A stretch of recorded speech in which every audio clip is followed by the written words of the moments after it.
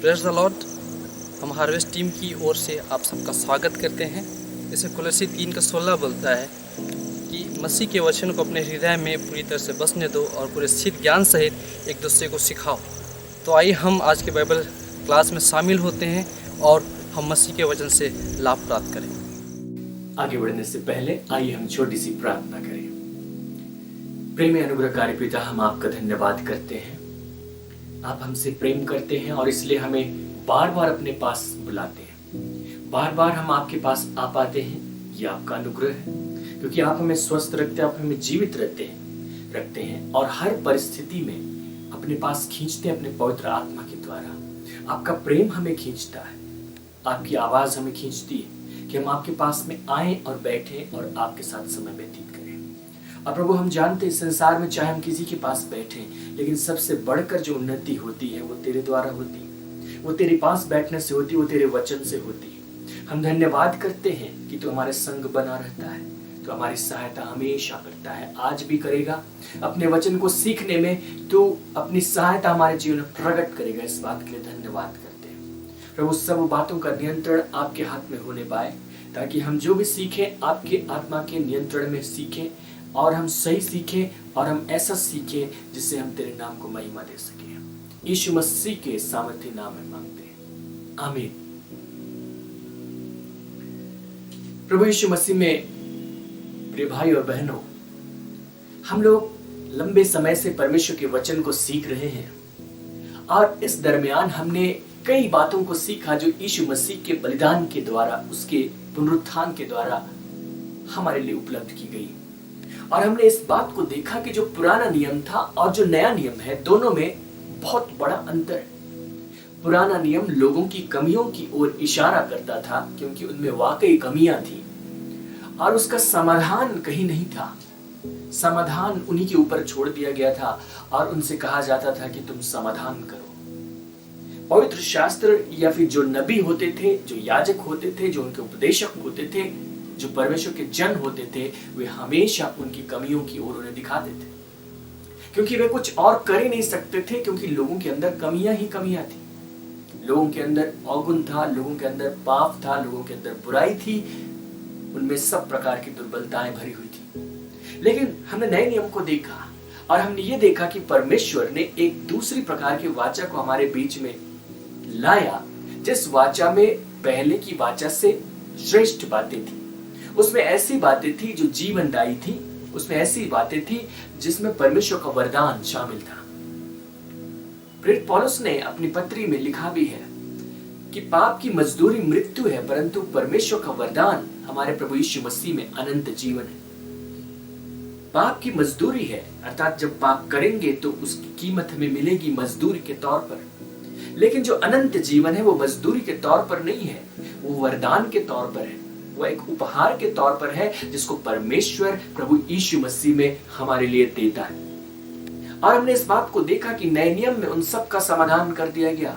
जितने समस्याएं पुराने नियम में थी, जितनी बातें जिनसे लोग जूझते थे, उन सब का समाधान नए नियम में कर दिया गया। और उस समाधान को करने के लिए हमारे प्रभु यीशु मसीह को मरना पड़ा, उसको अपना लहू बहाना पड़ा, उसको क्रूस का दुख उठाना पड़ा, उसको गाड़ा जाना पड़ा और वो तीसरे दिन मरे हुए में से जी उठा। उसका ये हर एक कार्य जो हुआ वो हमारे जीवन को बदलने के लिए था, हमारे जीवन में एक आमूलचूल बदलाव लाने के लिए था, एक ऐसा बहुत बड़ा बदलाव जो किसी और जरिए से संभव नहीं था। और हमने इस बात को समझा है कि जो बदलाव उसने हमारे भीतर में दिया वो हमारा अपना प्रयास नहीं था, लेकिन ये उसका दिया हुआ दान है, जैसे कि अनंत जीवन, जिसके विषय में हमने कहा कि वो परमेश्वर का दान है। रोमी 6 और उसके पद 23 में ऐसा लिखा है, वो परमेश्वर का दान है। कोई भी व्यक्ति इस संसार में ऐसा नहीं है जो अपने प्रयास से अनंत जीवन उत्पन्न कर जाए। और यदि वो सोचता है कि उसके किसी प्रयास की वजह से परमेश्वर उसे देगा, तब तो फिर ये उपहार नहीं रहा, ये तो उसकी मजदूरी होगी। लेकिन अनंत जीवन मजदूरी के तौर पर नहीं मिलता, ये उपहार के तौर पर मिलता है। और हमने इस बात को सीखा कि यीशु मसीह में हमारे लिए सब कुछ दिया गया। एक बार मैं थोड़ी देर के लिए उन बातों को आपके सामने दोहराना चाहता हूं जो हमने इतने लंबे समय में एक दूसरे के साथ सीखा है, परमेश्वर के वचन में सीखा है। हमने इस बात को सीखा कि यीशु मसीह ने अपना लहू बहाया ताकि उसके लहू बहाने से हमारे पापों की क्षमा हो जाए। और इसका मतलब है कि यीशु मसीह के लहू बहाने के कारण हमारे पापों की क्षमा हुई है। हमें इस बात पर विश्वास करना चाहिए और सब प्रकार के संदेहों को दूर करना चाहिए। कई बार हमारे विचार, हमारी स्मृतियां और लोग हमें याद दिलाएंगे कि उसने ऐसा किया था, ये वो ऐसा था, ये वो ऐसा है। शैतान हमें दोष देने की कोशिश करेगा, लेकिन उस समय आपको स्मरण करने की जरूरत है कि यीशु मसीह ने आपके लिए लहू बहाया और इसके कारण आपके पापों की क्षमा हुई है। उसने क्रूस पर हमारे लिए जान दी, जिसके विषय में हमने ये वचन सीखा था कि उसने क्रूस पर मृत्यु का दुख इसलिए सहा ताकि वो शापित बन जाए और जो शाप व्यवस्था से आ रहा था उस श्राप को वो अपने ऊपर ले ले, और जो उसके बाद आने वाला था, जो उसके बाद खुलने वाला था, वहां पर श्राप जैसी कोई बातें न हो, वहां पर व्यवस्था का श्राप न हो। हम लोग आज व्यवस्था के श्राप के अधीन नहीं है। परमेश्वर ने यीशु मसीह में हमें उन सब से मुक्त किया है, और यदि हम सावधानी से जिए तो दूसरे किसी प्रकार के श्राप हमारे जीवन में किसी भी प्रकार से नहीं आ सकते। यीशु मसीह की क्रूस की मृत्यु इसलिए हुई कि हमें श्राप से मुक्त करे। उसी प्रकार हमने इस बात को सीखा कि यीशु मसीह क्रूस पर मरे, जो उसकी मृत्यु थी ये बहुत महत्वपूर्ण थी, क्योंकि यीशु मसीह परमेश्वर की उस उद्धार योजना में आए थे जिस योजना में यीशु मसीह का मरना अनिवार्य था।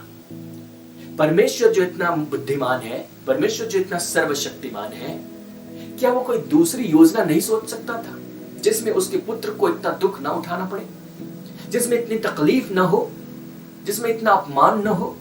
कोई दूसरा समाधान वो पेश कर सकता था, वो तो इतना बुद्धिमान है। लेकिन नहीं, उसने जो भी योजना बनाई उसमें यह था कि यीशु मसीह हमारे लिए मरे, और ये आवश्यक था, क्योंकि इस संसार में जहां पर हम फंसे हुए हैं, जहां पर हम रहते हैं, जहां पर लोग अपनी बातों में बंधन में पड़े हुए हैं, वहां से आजादी सिर्फ और सिर्फ एक ही माध्यम से मिल सकती थी, और वो माध्यम थी मृत्यु। क्योंकि इस संसार में न सिर्फ लोगों को पाप से स्वतंत्रता चाहिए थी, उनको अपने आप से स्वतंत्रता चाहिए थी। उनका जो स्वभाव था, उनका जो व्यवहार था, उनकी जो मानसिक स्थिति थी, उनका जो व्यक्तित्व था, वो सब के सब दूषित हो चुका, वो सब के सब स्व केंद्रित हो चुका। लोग अपने लिए जीते, लोग अपने लिए करते, लोग अपने ही लिए इस जीवन की दौड़ में, इस जीवन के सारे कामों को करते हैं, अब पड़े रह जाते हैं, वहीं पर समय बीतता चला जाता है। वो परमेश्वर केंद्रित नहीं हो पाते, और कई बार लोग होते भी हैं तो इसलिए क्योंकि वे परमेश्वर से डरते हैं कि अगर हम परमेश्वर की तरफ नहीं आएंगे तो हमें नरक में डाल देगा। और कई बार इसलिए आते हैं क्योंकि परमेश्वर से उनको आशीष चाहिए या उनको स्वर्ग जाना है, लेकिन उनके अंदर में, उनके मूल में ये बात रह जाती है कि वे स्व केंद्रित जीवन जीते, अपने लिए चाहते। स्वर्ग जाना क्यों चाहते? अपने लिए। डरते क्यों है? अपने लिए, न हो कि परमेश्वर नरक में डाल दे।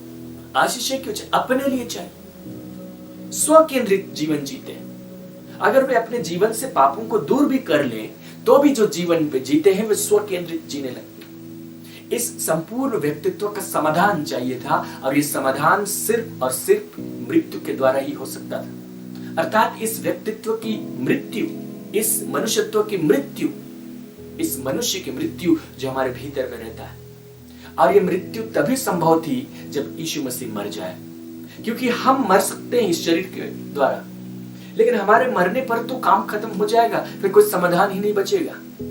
मरने की उस पार तो न्याय है। इसलिए हमारे मरे बिना कोई मृत्यु हमारे लिए उपलब्ध होनी थी, और वह मृत्यु यीशु मसीह ने उपलब्ध की। इसलिए परमेश्वर की उस योजना में यीशु मसीह का मारा जाना जरूरी था।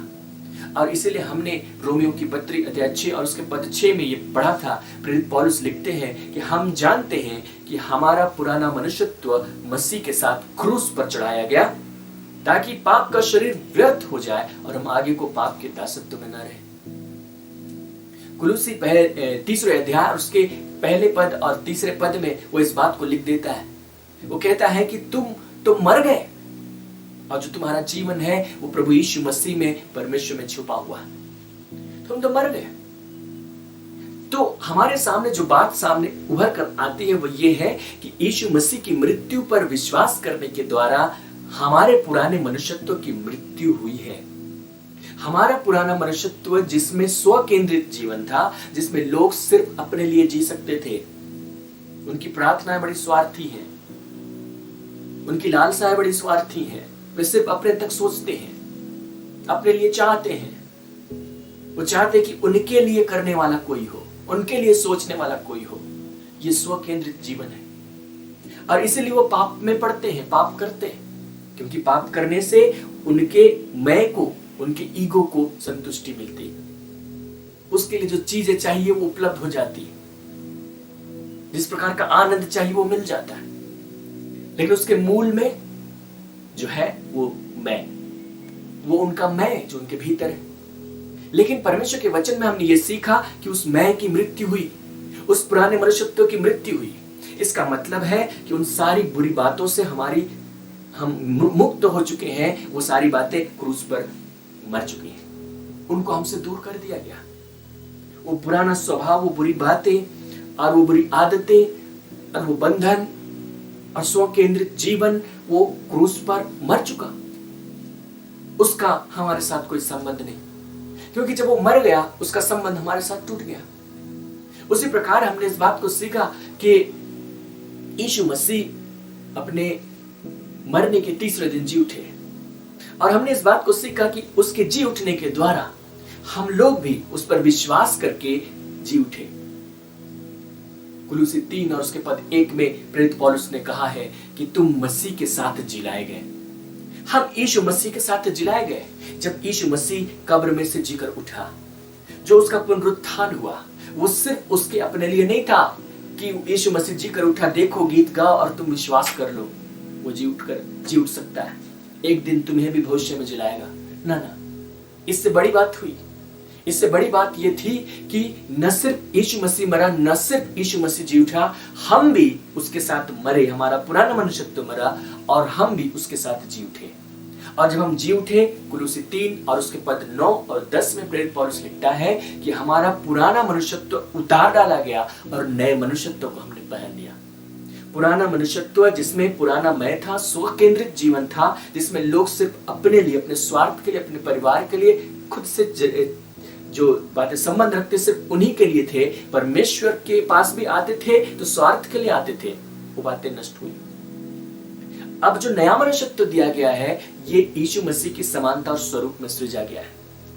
ये यीशु मसीह के समान है, जिसमें परमेश्वर है, जिसमें स्व केंद्रित जीवन नहीं, जिसमें परमेश्वर केंद्रित जीवन है। जैसे यीशु मसीह ने कहा, मेरा भोजन यह है कि मैं अपने भेजने वाले की इच्छा पूरी करूं। और उसने उस इच्छा को पूरी करने के लिए भूखा रहना स्वीकार किया, प्यासा रहना स्वीकार किया, अपमानित होना स्वीकार किया, सब कुछ जो उसके खिलाफ हो सकता था उसने स्वीकार किया। वो स्व केंद्रित जीवन नहीं जी रहा था, वो पिता केंद्रित जीवन जी रहा था। और यही जीवन उसने हमारे लिए दिया है अपने पुनरुत्थान के द्वारा। हमने इस बात को भी देखा था कि यीशु मसीह न सिर्फ मरे हुए में से जिलाए गए, वो उठाए गए और स्वर्गीय स्थान में बैठाए गए। अगर ऐसा है तो हमने इफिसियों की पत्री उसके अध्याय 2 और 5 और 6 में ये पढ़ा था कि जब यीशु मसीह उठाए गए और स्वर्गीय स्थान में बैठाए गए, तो हम भी उसके साथ उठाए गए और स्वर्गीय स्थान में बैठाए गए। हम यीशु मसीह के साथ स्वर्गीय स्थान में बैठाए गए, ठीक वहां पर जहां यीशु मसीह बैठे हैं वहां हम बैठे हैं। और यदि हम वहां पर बैठे हैं तो सब प्रकार की प्रधानताओं और अधिकार और हर एक नाम के ऊपर जिस लोक में या आने वाले लोक में होगा, ऊपर हम बैठे, क्योंकि मसीह वहां बैठा है। शैतान के ऊपर हमें अधिकार है, दुष्ट आत्मा की सारी सेना के ऊपर हमें अधिकार है। हम उसके नीचे नहीं, हम उसके ऊपर हैं। और यह हमारे किसी प्रयास का नतीजा नहीं है, लेकिन यीशु मसीह का दान है प्रत्येक विश्वासियों को। हमने इस बात को सीखा कि उसने हमें दुश्मन से अपनी संतान में बदल दिया। कोई भी अपने दुश्मन से इतना प्रेम नहीं करेगा कि उसको अपने पुत्र पुत्रियां बना लेगा। और उसने हमें अपने पुत्र, अपनी पुत्रियां बना लिया ताकि वो हमें अपनी विरासत में हिस्सेदारी दे सके। रोमी 8वें अध्याय पद 17 में हमने इस बात को पढ़ा कि हम यीशु मसीह के संगी वारिस हैं। जो कुछ उसका है वो हमारा भी है, और उसका तो सब कुछ है। कुलुस्सियों की पत्री और उसके अध्याय 1 और उसके पद 16 इस बात को बताता है कि सब कुछ उसी यीशु मसीह के द्वारा और उसी के लिए सृजा गया। तो उसी के लिए सब कुछ सृजा गया। तो ये सब कुछ जो है, जो देखी अनदेखी वस्तुएं, सिंहासन, प्रभुता, अधिकार, ये सब कुछ यीशु का है और हम यीशु के संगी वारिस हैं, तो वो हमारा भी है। प्रेरित पौलुस पहला कुरिन्थ उसके अध्याय 3 और उसके पद 21 से आगे इस बात को लिखता है कि क्या जगत, क्या जीवन, क्या मरण, क्या वर्तमान, क्या भविष्य, सब कुछ तुम्हारा है। ये सब हमारा है। उसने हमें ये बताया कि हम जयवंत से भी बढ़कर हमारे लिए भरपूरी दी गई। पिछले सप्ताह हमने इस बात को सीखा कि यीशु मसीह जिसमें परमेश्वरत्व की सारी परिपूर्णता सदैव वास करती है, पिता को यही भाया कि उसमें सारी परिपूर्णता वास करे, वो यीशु मसीह हम विश्वास करने वालों में रहता है। जो पुराने नियम में जिसकी आशा की जा रही थी, महिमा की आशा, वो यीशु मसीह हमारे भीतर रहता है और उसके हमारे भीतर होने से हम उसमें भरपूर हो गए। कुलुस्सी 2:10 हम उसमें भरपूर हो गए। जीवन के जल का सोता हमारे भीतर में उमड़ पड़ा, वो अनंत काल के लिए उमड़ता चला जाएगा। और इसका मतलब है कि हमारे भीतर किसी प्रकार की घटी नहीं रही, क्योंकि यीशु मसीह हमारे भीतर है तो सब कुछ हमारे भीतर आ गया। ये सब कुछ हमारे भीतर है। और मैंने पिछली बार आपसे कहा था कि इन बातों को आप सीख लीजिए, इन बातों को आप ले लीजिए, इन बातों को आप समझ लीजिए, क्योंकि ये आपकी खजाने के रूप में दिए गए हैं। ये आपके व्यक्तिगत सहायता के लिए है, ताकि जरूरत के समय में आप उनका इस्तेमाल कर सके। यीशु मसीह ने जो दृष्टांत दिया था स्वर्ग के राज्य का, उसने कहा था कि स्वर्ग का राज्य उस व्यक्ति के समान है जिसने एक ऐसा खेत खरीदा जिसमें गड़ा हुआ धन था। जो धन वो खेत के ऊपर नहीं था, वो खेत के भीतर था, उसको गड़ा हुआ था। उसको वहां से निकाल कर इस्तेमाल करना चाहता था और उसको चाहिए कि उसको निकाल ले। इसी प्रकार जब आप यीशु मसीह में हैं, आप इसी प्रकार के जल हैं। आप वो साधारण व्यक्ति नहीं है जो संसार में है। जो संसार के लोग हैं वे संसार में मारे मारे फिरते हैं, वे चुनौतियों और परिस्थितियों के अधीनता में जीवन बिताते हैं, वे उनके अनुसार हाँके जाते हैं, चलाए जाते हैं। हम लोग उनके अनुसार नहीं है, उनके समान नहीं है, हम उनसे परे। वचन हमें इस बात को साफ साफ दिखा रहा है। अब मैं फिर से एक बार कहना चाहूंगा कि आप अपने अनुभव के आधार पर जाने की कोशिश मत कीजिए, क्योंकि जो आपका अनुभव होगा, हो सकता है कि जो मैं कह रहा हूं उसके खिलाफ हो। और ये बात स्मरण रखिए कि जो बातें मैं कह रहा हूं वो मेरी अपनी बातें नहीं है, परंतु पवित्र शास्त्र की बातें। और पवित्र शास्त्र की सबसे अच्छी बात यह है कि उसको मैंने नहीं लिखी कि आप कह दें कि नहीं उसने अपनी बाइबल लिखी थी, उसमें जैसा चाहा लिख दिया। परमेश्वर की बातें यहां पर लिखी, मैंने उसी की बातें आपको बता दी। यदि आप शरीर से देखें तो आपको वो बातें दिखाई नहीं देंगी, लेकिन यदि आप आत्मा से देखें तो आपको वो बातें दिखाई देंगी। हम लोगों की दृष्टि सीमित है और हम एक तरफ से देखने के आदी। जैसे ये मेरा हाथ है, मैं इसको अपनी तरफ से देख सकता हूं और मैं देख सकता हूं इधर से वो कैसा दिखता है, लेकिन जो उस पार है मैं उस पार नहीं गया, मैं अपने हाथ के उस पार नहीं गया, और इसलिए उस पार से मैं नहीं देख पाता कि मेरा हाथ क्या दिखता है, कैसा दिखता है। लेकिन जो परमेश्वर है उसने इधर से भी देखा है क्योंकि उसने शरीर को बनाया है, उसने उधर से भी देखा है क्योंकि उसने आत्मा को बनाया।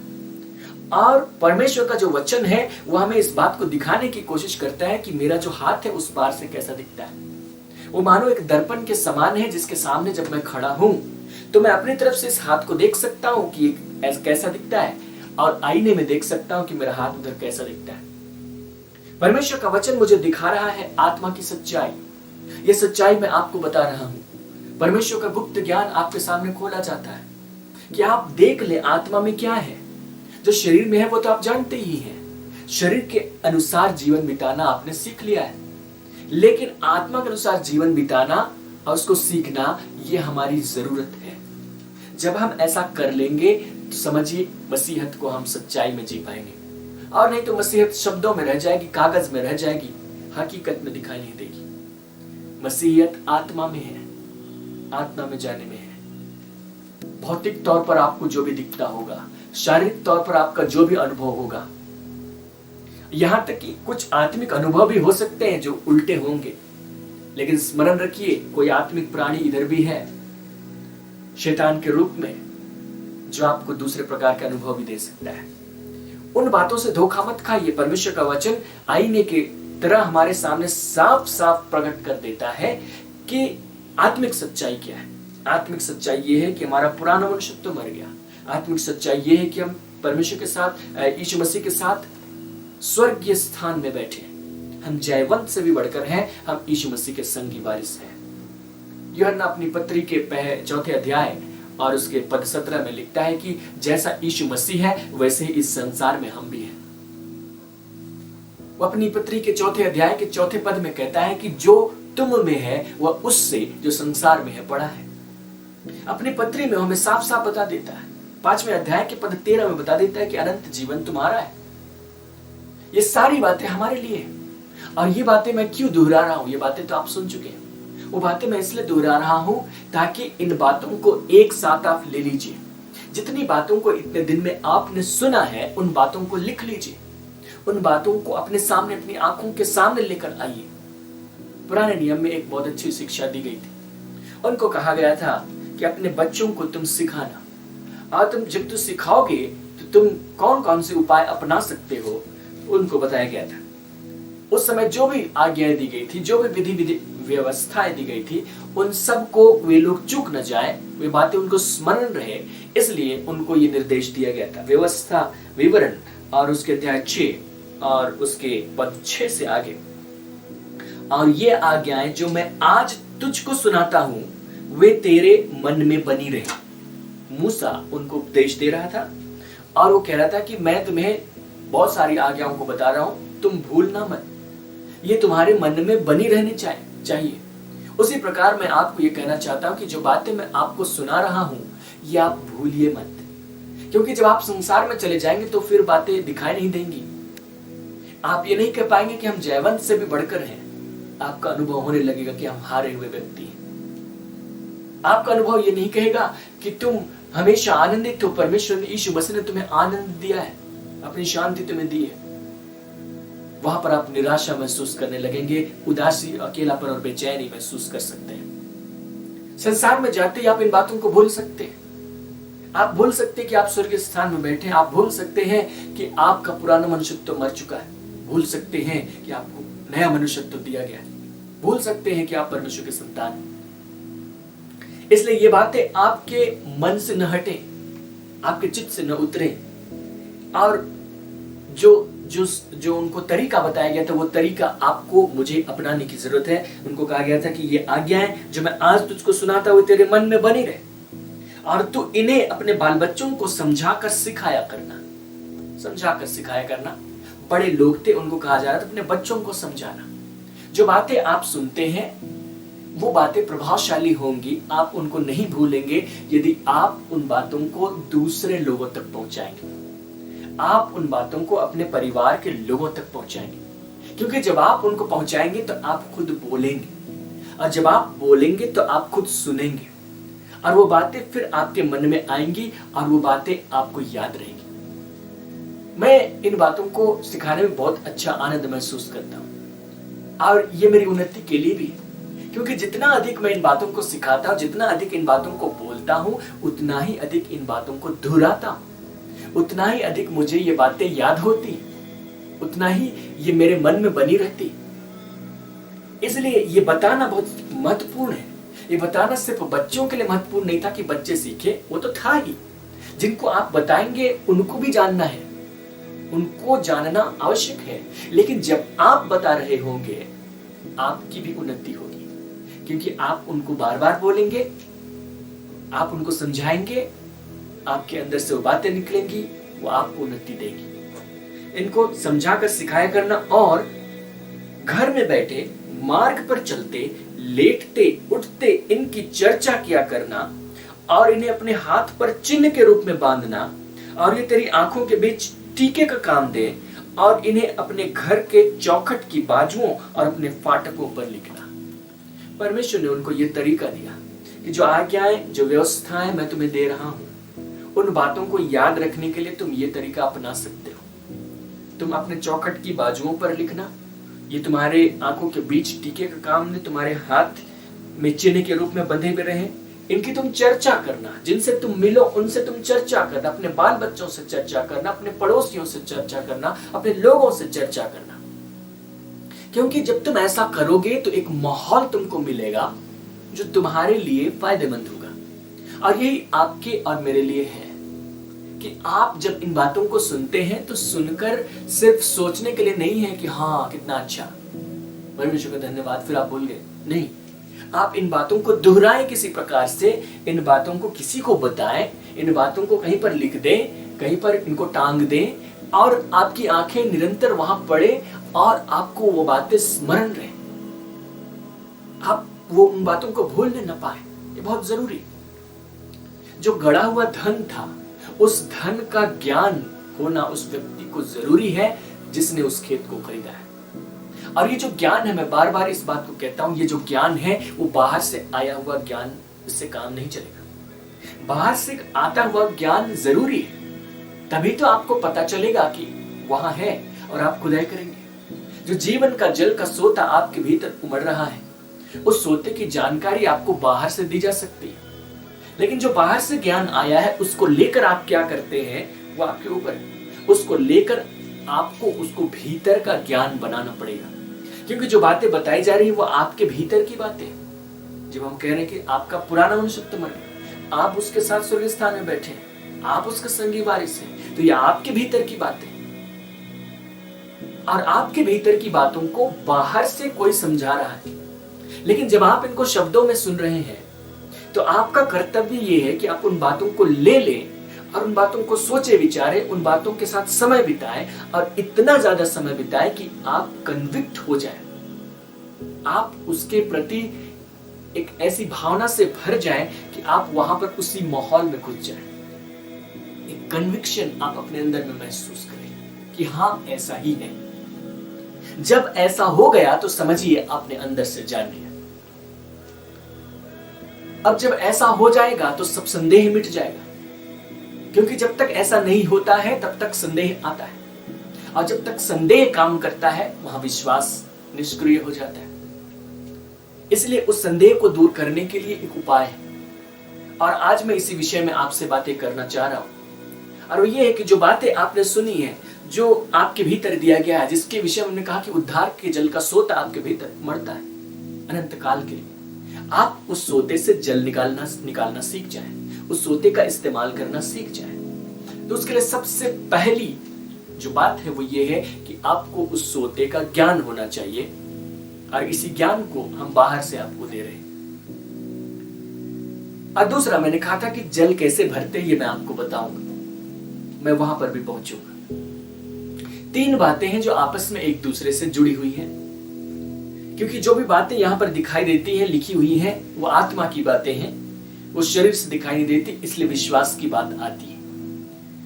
विश्वास करना है, विश्वास का कथन है, और विश्वास का काम है। ये तीनों एक दूसरे के साथ में जुड़े हुए हैं, इनको एक दूसरे से हम अलग नहीं कर सकते, और इसको मैं आपको समझाने की कोशिश करूंगा। कई बार ऐसा होता है कि कई लोग अपने प्रार्थना निवेदनों को हमारे पास देते हैं, और वे चाहते कि हम उनके समस्या के लिए उनसे परमेश्वर से प्रार्थना करें। और जब अपनी समस्या के विषय बताते हैं तो हम उनको समझाते हैं, हम उनके लिए प्रार्थनाएं करते हैं।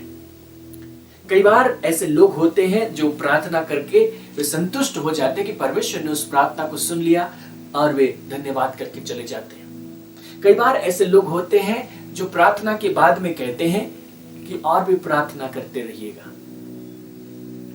कई बार ऐसे लोग होते हैं जो प्रार्थना करने के बाद में कहते हैं कि ठीक नहीं होगा तो हम फिर से प्रार्थना करेंगे। कई तरह के लोग होते हैं, लेकिन जो भी वे कह रहे हैं, जो भी उनकी प्रतिक्रिया हो रही है, उससे ये पता चल रहा है कि उस व्यक्ति के भीतर की स्थिति कैसी है, उस व्यक्ति के मन की स्थिति कैसी है, उसने किस प्रकार की शिक्षा को प्राप्त किया है, और जो कुछ वे व्यक्त कर रहे हैं उसी के आधार पर वे उस प्रार्थना का उत्तर पाएंगे, क्योंकि अपने विश्वास को वे उसी प्रकार से व्यक्त करें। यीशु मसीह ने कहा था कि जो कुछ मनुष्य के मन में है वो उसके मुंह पर आता है, तो जो उनके मन में होता है वो मुंह पर आ ही जाता है। लेकिन यहाँ पर जो सीखने की बात है वो ये है कि वे वही बोल रहे हैं जिसको लेकर वे कन्विक्ट हैं, जिसको लेकर के उनके अंदर में एक माहौल है, वे उन्हीं बातों को बोलते हैं। कई बार लोगों की स्थिति ऐसी हो जाती है, ऐसी बीमारी में पड़ जाते हैं कि हम उनके लिए प्रार्थना करने से पहले हम चाहते हैं कि वे वचन सुने, वे सुन नहीं पाते, वे अचेत हो गए।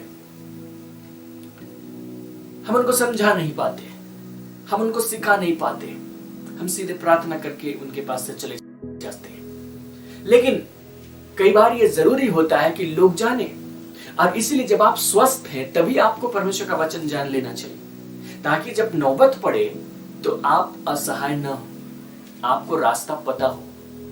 इसलिए समय रहते आप सीख लीजिए, ताकि हर परिस्थिति को अपने कदमों के नीचे लेकर आप आगे बढ़ सके।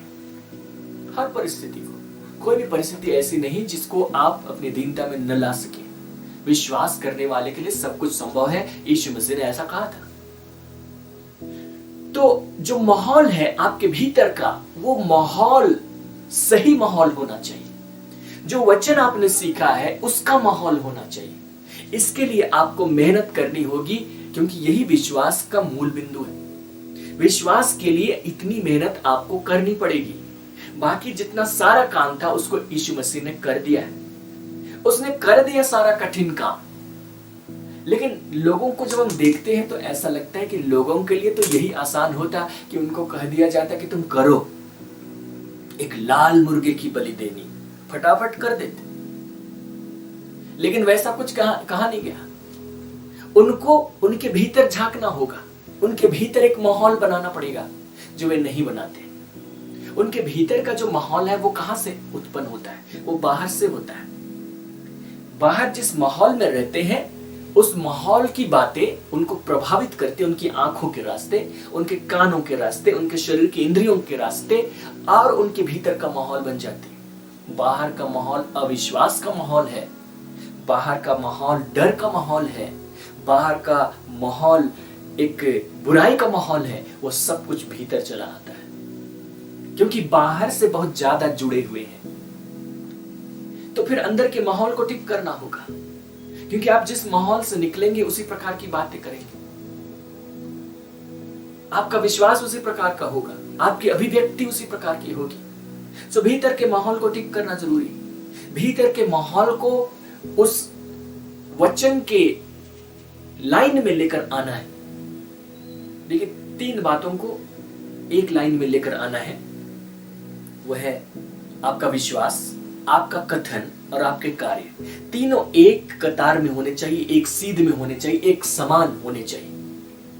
और ये जो आपका विश्वास है, ये जरूरी है कि ये बिल्कुल परमेश्वर के वचन के मुताबिक हो। आप कुछ भी यहां पर से विश्वास नहीं कर सकते।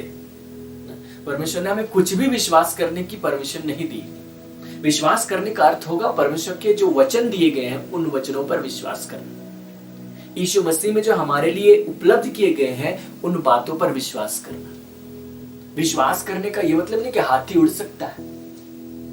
विश्वास करने का ये मतलब नहीं कि आप हवा में चल सकते, कुछ भी आप मान लें। नहीं, आपको उन बातों पर विश्वास करना पड़ेगा जो परमेश्वर के वचन में कहे गए हैं। वचन के बाहर की बातों पर हम नहीं जाते। वचन में जो हमारे जीवन की जितनी जरूरत की बातें थी, जितना आवश्यकता, सब कुछ दे दिया गया। उसके बाहर जाने की आवश्यकता ही नहीं। इसलिए जो हमारा विश्वास है वो परमेश्वर के वचन की सीध में होना चाहिए, उन दोनों को एक कतार में होना चाहिए। उसके लिए हमारे भीतर का जो माहौल है वो परमेश्वर के वचन के सीध में होना चाहिए। इसलिए बाहर से कुछ ऐसा इंतजाम कीजिए कि आपके भीतर वही बातें जाए जो वचन के मुताबिक है। अब मैं आपको बता दूं कि इसी बाइबल से ऐसे कितने प्रचार किए जा सकते हैं जो आपके भीतर के माहौल को बिगाड़ सकते हैं। इसी बाइबल से इतने प्रचार किए जा सकते हैं जो आपके भीतर अविश्वास उत्पन्न करते हैं।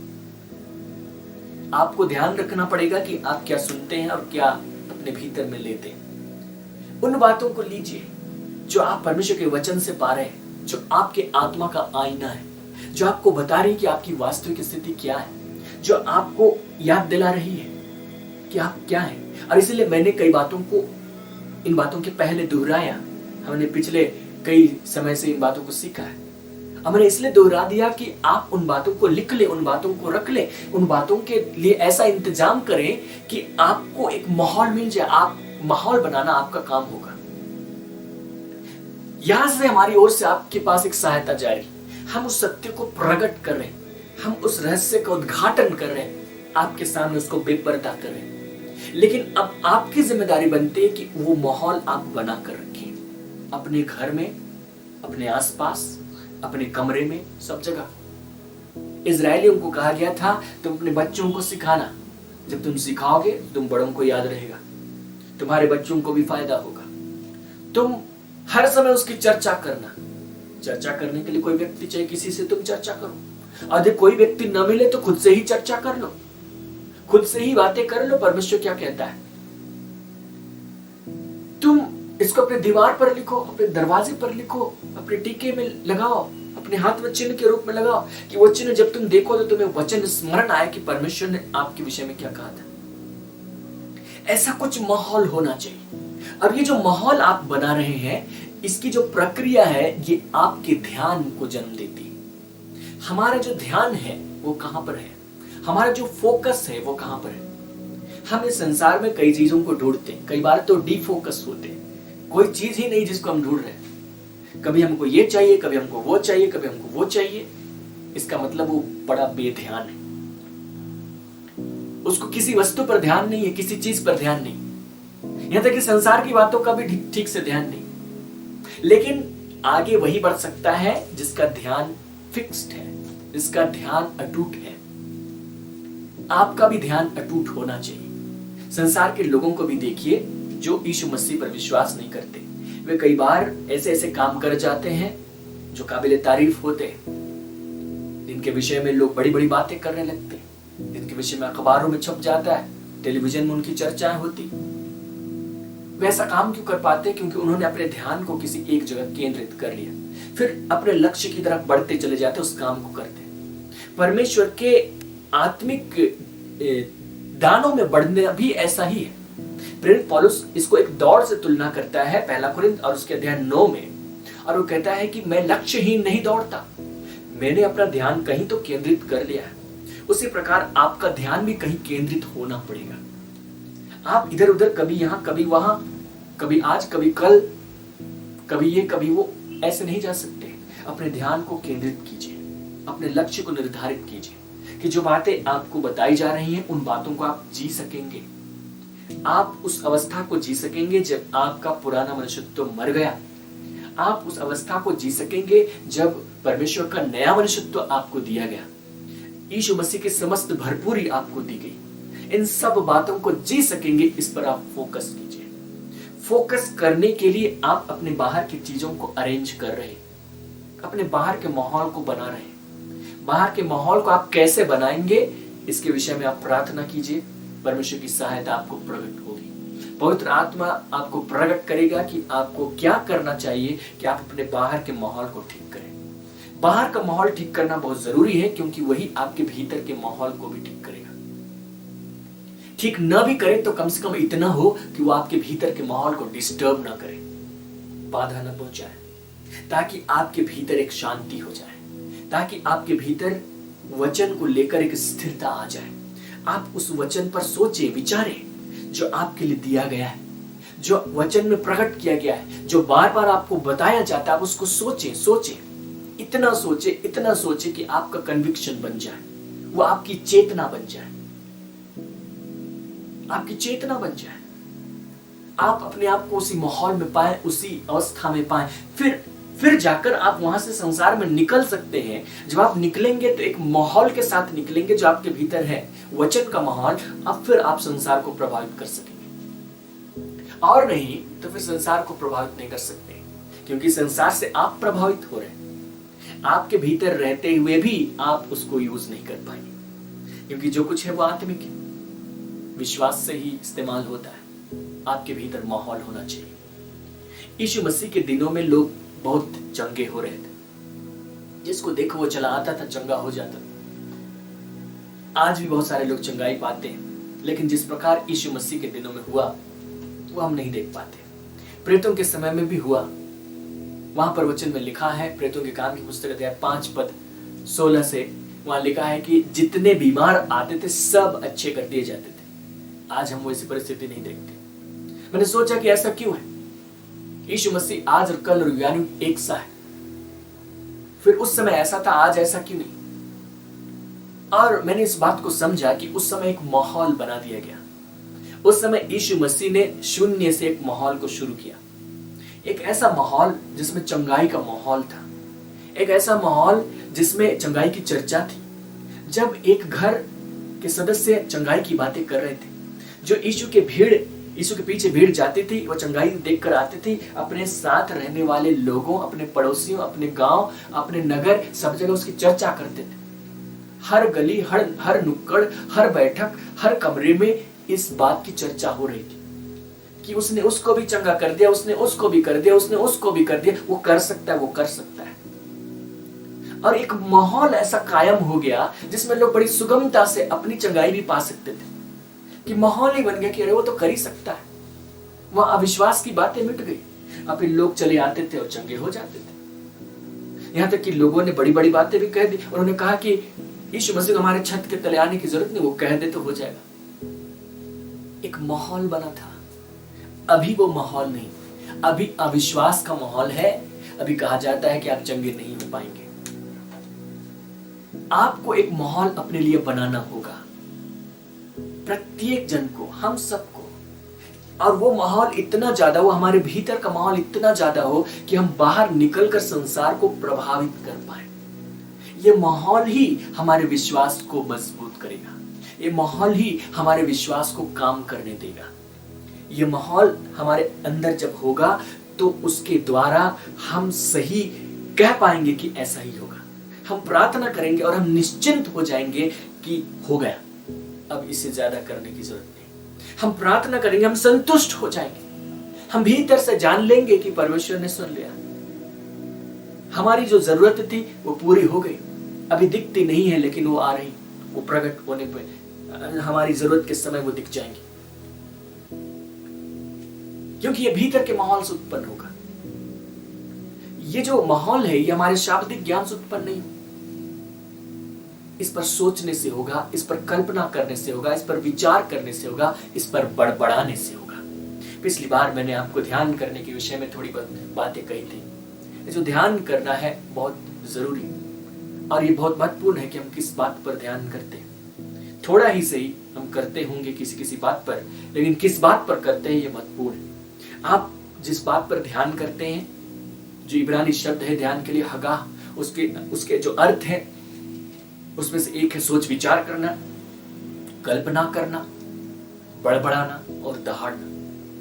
इन बातों को आप ले लीजिए। जो बातें आप सुन रहे हैं उन बातों पर आप सोच विचार कीजिए।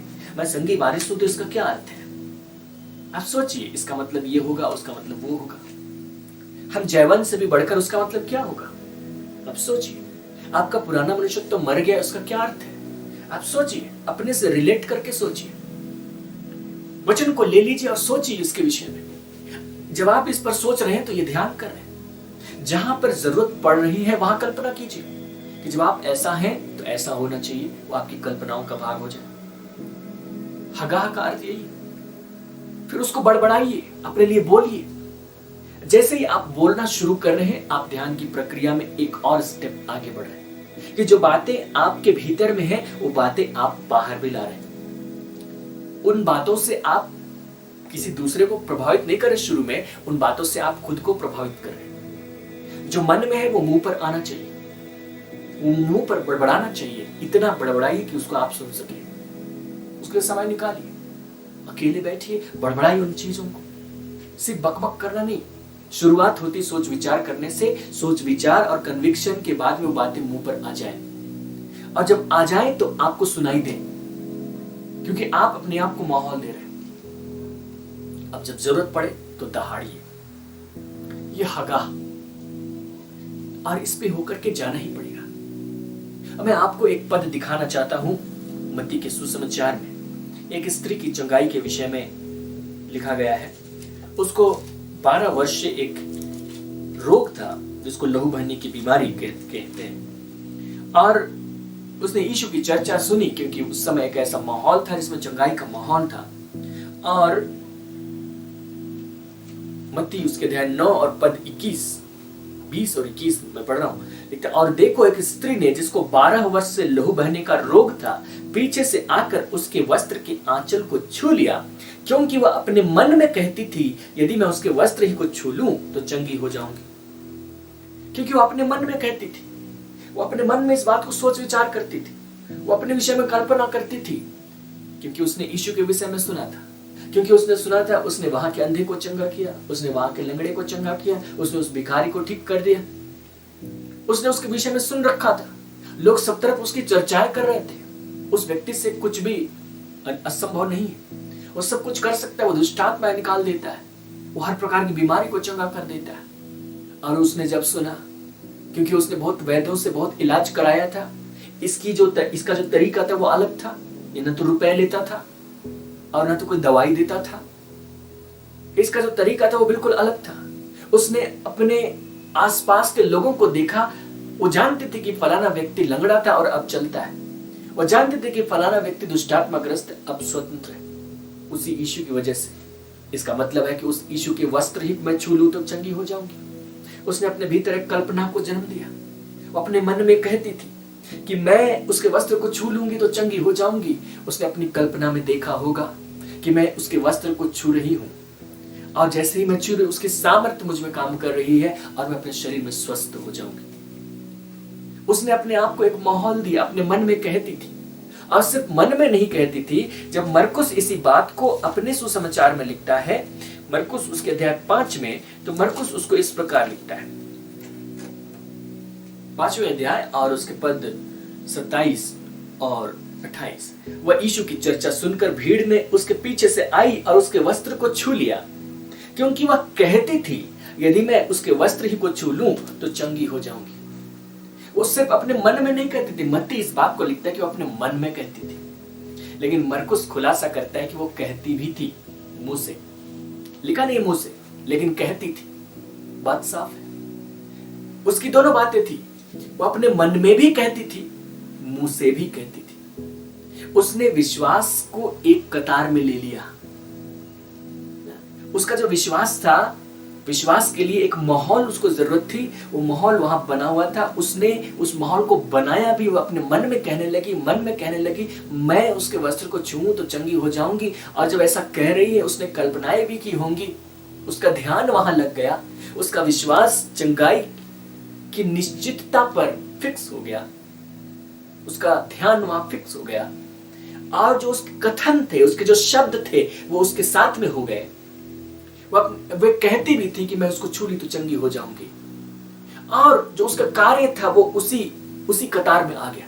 उसने वास्तव में जाकर उसके वस्त्र को छू लिया। उसका जो विश्वास था, उसका जो कथन था और उसका जो काम था, तीनों एक कतार में आ गए। और जैसे ही ऐसा हुआ, उसने अपने शरीर में एक बदलाव को पाया। यही हमारे लिए भी चाहिए। लेकिन सब कुछ शुरू हुआ एक माहौल से, जो उसको वहां दिया गया था लोगों के द्वारा। आपको लोगों के द्वारा नहीं मिलेगा। जो आज वचन आप सुन रहे हैं उसके द्वारा आपको मिल सकता है, लेकिन वो माहौल आपको बनाना पड़ेगा, जैसे उस स्त्री ने खुद बनाया था। उसने बनाया वो माहौल कल्पना करने के द्वारा, अपने मन में कहने के द्वारा, सोचने के द्वारा। जो वचन आप सुनते हैं उस वचन को ले लीजिए। आपका जो विश्वास है और आपके जो कथन है वो एक कतार में आने चाहिए। ये नहीं कि आप कुछ भी कह देंगे और हो जाएगा, आप कुछ भी सकारात्मक कह देंगे हो जाएगा, ऐसा नहीं। जब तक आपका विश्वास वहां नहीं है, आपके शब्द बेकार होंगे। पहले आपके विश्वास को आने की जरूरत है, पहले आपके विश्वास को परमेश्वर के वचन की कतार में आने की जरूरत है।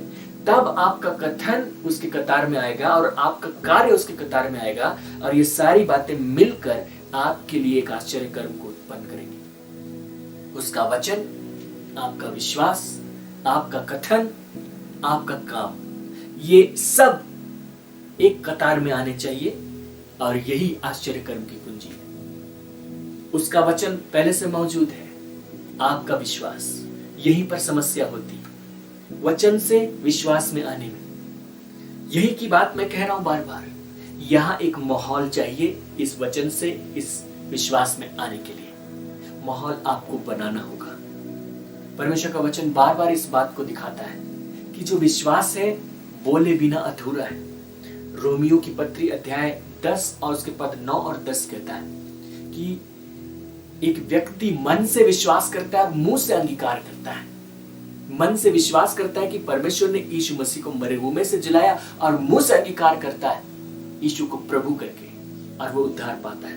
विश्वास और अंगीकार, विश्वास और उसका कथन दोनों एक दूसरे से जुड़े हुए हैं। वो ऐसा नहीं कर सकता कि मन से विश्वास करे कि यीशु मरे हुए में से जी उठा और मुंह से इनकार करे। ये बात उद्धार को उत्पन्न नहीं कर सकती। जो उसके अंदर का विश्वास है वो उसके कथन से जाहिर होना चाहिए। जो उसका कथन है वो उसी विश्वास के आधार पर होना चाहिए, उसी के अनुसार होना चाहिए। और ये नहीं कि मन में विश्वास में मुंह से कह दिया कि हम किसी को कह मेरे पीछे पीछे बोल दो यीशु मेरे लिए मारा गया, गाड़ा गया, जी उठा। मन में विश्वास है नहीं, मुंह से कह दिया, कोई फायदा नहीं। दोनों बातें आवश्यक है कि आपने मन में विश्वास किया, आपने मुंह से उसको कहा, और जब आपने कहा और विश्वास किया है तो आपका काम भी वैसा ही हो, तभी तो उसकी प्रभुता को आप स्वीकार कर रहे हैं। जब आप विश्वास कर रहे हैं कि इस प्रार्थना के बाद में आप चंगे हो जाएंगे, तो फिर आपका काम भी वैसा ही हो। फिर आप नकारात्मक नहीं बोलेंगे कि ये ठीक नहीं होगा तो हम फिर से फोन करेंगे। फिर आप नकारात्मक नहीं बोलेंगे कि प्रार्थना करते रहिएगा, क्योंकि जब आपने ऐसा कहा तो आपने ये मान लिया कि अभी वाला से हुआ नहीं होगा। मुझे समझ में नहीं आता कि कई बार लोग ऐसा क्यों कहते हैं। मैं सोचता हूं कि शायद वे प्रार्थना को गुब्बारे में हवा भरने जैसा समझते हैं। आपने एक फूंक मारी है, अभी गुब्बारा फूला नहीं, आप फूंक मारते रहिएगा, हम जा रहे हैं, फूंक मारते रहिए, गुब्बारा फूल जाना चाहिए। प्रार्थना ऐसा नहीं। जब आपने प्रार्थना की, आप विश्वास से कीजिए। जब आप विश्वास नहीं कर सकते तो प्रार्थना करके कोई लाभ नहीं। और नहीं तो प्रार्थना सिर्फ सहानुभूति बटोरने का माध्यम हो जाएगी कि मेरी परिस्थिति ऐसी है, मेरे लिए प्रार्थना कीजिए, मतलब मुझे थोड़ा सहानुभूति दे दीजिए। आपको सहानुभूति मिल सकती है पर उत्तर नहीं मिल सकता। विश्वास को काम में लाना पड़ेगा। आप क्यों परिस्थितियों के मारे हुए रहेंगे? समय रहते विश्वास का माहौल बनाइए अपने भीतर, अपने चारों तरफ इंतजाम कीजिए। इसके लिए कोई इंतजाम नहीं करेगा, आपको करना होगा। शैतान रुकावट डालेगा, बाधाएं डालेगा, आपको करना होगा। और इसको करने के लिए आपको क्या करना है, आप परमेश्वर से पूछिए। उसको पूछिए मुझे क्या करना चाहिए। मैंने तो आपको तरीका बता दिया, लेकिन हो सकता है कि जो कुछ मैंने कहा हो वो आप पर सटीक न बैठे, आपको कोई और तरीका बनाना पड़े। अपने आप को याद दिलाने की उस माहौल में रखने के लिए आप उसको कीजिए। जब आप प्रार्थना करेंगे, परमेश्वर आपको प्रकट करेगा, उसका आत्मा आपको प्रकट करेगा। आपको एक ऐसी बुद्धि दी जाएगी जिसमें आपकी समझ खुल जाएगी कि आप क्या करें। फिर आप उसको करेंगे, आप सफल होंगे। परमेश्वर आपकी सहायता करे। आने वाले सप्ताह में फिर से एक बार आपसे मुलाकात होगी। आइए हम लोग छोटी सी प्रार्थना करें। प्रेम पिता, हम आपको धन्यवाद करते हैं क्योंकि आपने उस वचन को हमारे सामने रखा है जो हमारे नई सृष्टि से संबंध रखता है, जो हमारे नए मनुष्यत्व से संबंध रखता है, जो हमारी आत्मा से संबंध रखता है, जो यीशु मसीह का दिया हुआ दान है। प्रभु तो अनुग्रह कर कि हम उस तक भीतर जा सके, मुड़ सके, उसके लिए एक माहौल हम बना सके ताकि उस वचन के अनुसार हम बर्ताव कर सके, उस वचन के अनुसार हम बोल सके। और जो हमारा जीवन हो वो दुचित्ता वाला जीवन ना हो, लेकिन तेरे वचन के अनुसार वाला जीवन हो। आपने हमें यह सिखाया है कि हम अपने लिए एक ऐसा माहौल बनाएं जिसमें हम तेरे वचन के साथ में जुड़े हुए रह सके। हम अपने विश्वास को तेरे वचन के कतार में लेकर आ सके। पिता, इसके लिए जो तूने शिक्षा दी है हम धन्यवाद करते हैं। प्रत्येक प्रियों के जीवन में ये प्रभावशाली रूप में क्रियाशील होने पाए। जो उनका वचन है, जो उनका कथन है, जो उनका विश्वास है, जो उनके कार्य हैं, वो सब तेरे वचन की समानता में आने पाए, उसकी कतार में आने पाए, ताकि उनके जीवन में आश्चर्य कर प्रकट होने पाए। पिता, हम धन्यवाद करते हैं। और पिता, तू उनकी सहायता कीजिए कि वे अपने लिए माहौल बनाने के लिए जो भी प्रयास चाहिए, जो भी काम चाहिए, उसको वे कर सके। ताकि एक ऐसे माहौल में रहें जहां पर सब कुछ सुगमता से होने पाए। जिस प्रकार तेरे देह में रहने के दिनों में यहाँ हुआ था प्रभु यीशु मसीह, वैसे ही अभी भी हम लोग को कर पाए। पिता, उस माहौल को सेटअप करने के लिए हमारी सहायता कीजिए, व्यक्तिगत रूप से हम उसको अपने लिए कर पाए, और हर एक प्रियो की मदद कीजिए कि अपनी चुनौतियों से बाहर निकल पाए और उन चुनौतियों का सामना करके विजयी होने पाए, यीशु मसीह के नाम में, आमीन। Praise the Lord. प्रभु में प्रिय मित्रों, मैं आशा करता हूँ आपने जो परमेश्वर के वचन को सुना है आप बिल्कुल आशीषित होंगे और भी परमेश्वर के वचनों में आप आगे बढ़ना चाहते हैं। हमारे हार्वेस्ट टीम का वेबसाइट आपके स्क्रीन पर दिया गया है, आप जरूर विजिट करें, जहाँ पर आप ब्लॉग्स पाएंगे, वहाँ पर आप परमेश्वर के प्रतिदिन के वचनों को आप देख पाएंगे।